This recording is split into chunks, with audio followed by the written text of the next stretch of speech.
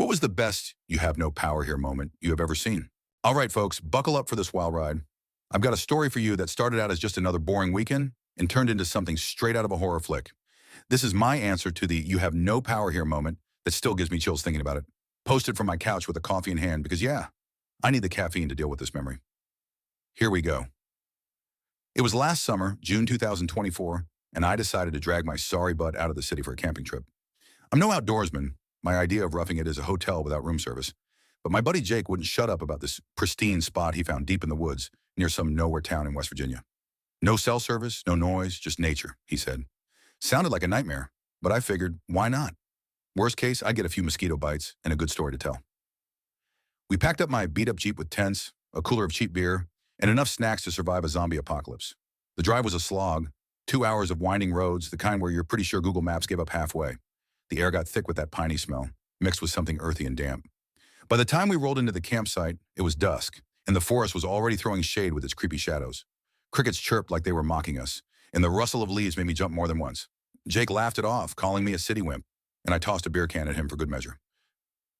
We set up camp near a little creek, the water gurgling over rocks in a way that should have been peaceful but just felt off.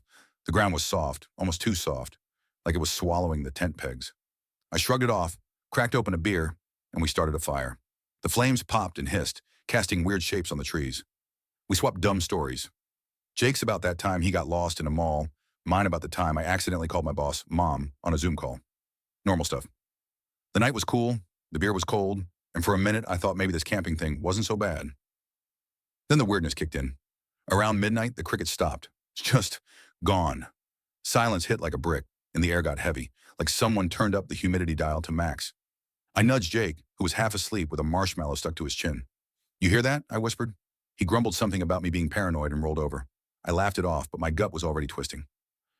I stepped away from the fire to take a leak, the grass damp under my boots, sticking to my socks. That's when I heard it, a low hum like a generator miles away, but steady, rhythmic. I froze, zipper halfway down, and scanned the trees. Nothing but dark shapes and the occasional flicker of firelight. "Probably just the wind," I muttered, trying to convince myself. But there was no wind. The leaves were still, the creek silent. My skin prickled, and I hurried back to the fire, heart thudding. Jake was up now, rubbing his eyes.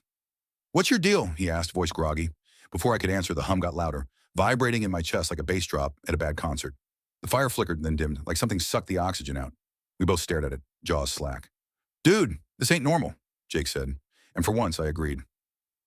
We grabbed flashlights, the beams shaky as we swept them around. The trees loomed closer, their bark rough and twisted like they were watching us. The hum turned into a voice, or something like one. Deep, guttural, but not human. It rumbled through the ground, words I couldn't make out, just a chant that made my teeth ache.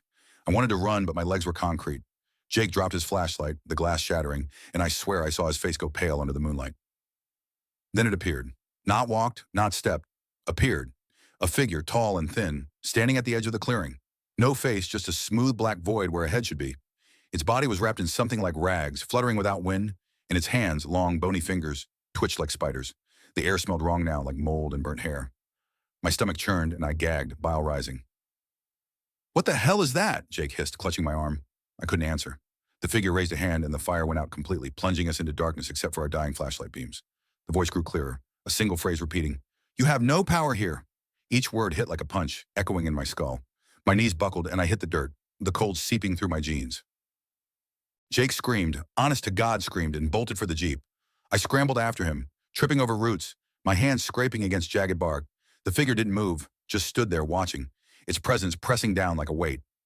We piled into the car, fumbling with keys, the engine sputtering before roaring to life. I floored it, tires spinning in the mud, and we peeled out of there, branches scraping the sides like claws. The drive back was a blur.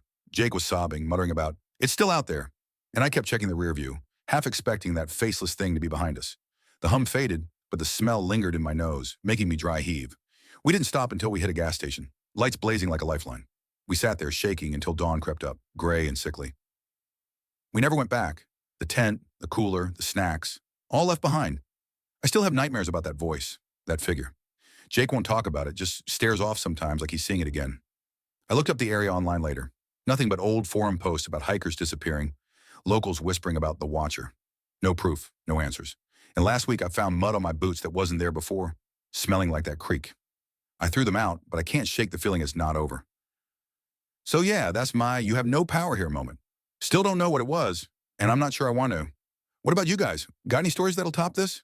Lay them on me. I need to know I'm not the only one losing sleep over this crap.